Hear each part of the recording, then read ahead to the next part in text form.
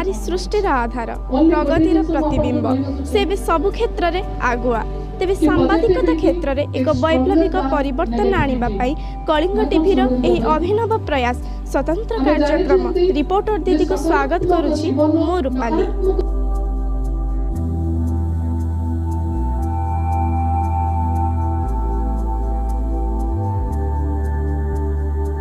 प्रजापिता ब्रह्म कुमारी ईश्वरीय विश्वविद्यालय शाखा पक्षर पराक्रम दिवस पालन होगा सह बांकी बोलगढ़ बेगुनिया भापुर और खंडपड़ा आदि अंचलर गणमाध्यम प्रतिनिधि मानकर एक बंधु मिलन कार्यक्रम अनुष्ठित होउछि। आसंतु ए संपर्क में पचारि बुझिबा।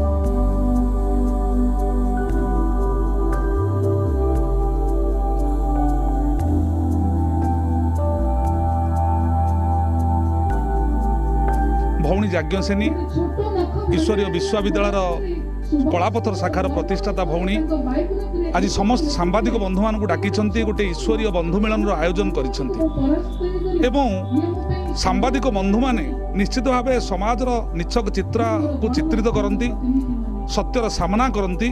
एवं सांबादिक बंधु माने चाहिए जमिति समाज अग्रसर हबो सेथिबाई चेष्टा चली। समस्त भाई माने प्राय 80 रु 100 जन ये एकत्रित हुए यह संकल्प कले जे प्रजापिता ब्रह्म कुमारी ईश्वर विश्वविद्यालय जो कर्म परमात्मा करुछंती सत्य कार्य करुछंती से कार्य को आमे सारा संसार रे सत्य भाव प्रकाशित करिबु एवं ए दृढ़ संकल्प नहीं समस्ते बड़ आनंद अनुभव करथिले कि आध्यात्मिकता बिना ए दुनियार कल्याण असंभव। जेभली डाक्तर माने कोटी कोटी संख्यार चेष्टा करुछंती किंतु रोग कमु नहीं बरं बढ़ुछि तार कारण होछि डाक्तर माने जदि आध्यात्मिकतार शिक्षा को जानिबे आध्यात्मिकतार शिक्षा को निज जीवन में धारण करिवे ताहले शरीरर ट्रिटमेंट सहित आत्मार मध्य ट्रिटमेंट हो पारिबो। दुईटी जाक ट्रिटमेंटर समन्वय ही ए विश्वरू रोग को दूर करिबो।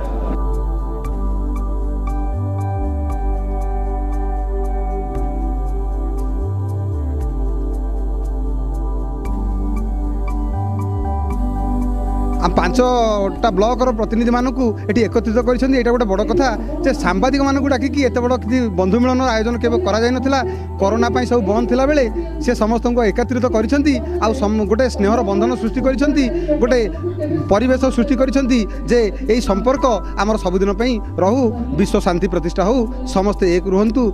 बांकी बेगुनिया बोलगढ़ सारा ओडिशा गोटे मेसेज जाऊँगी जे आमर जो नकारात्मक भावनाटा को आम नकारात्मक सकारात्मक परिवर्तन करवा आमर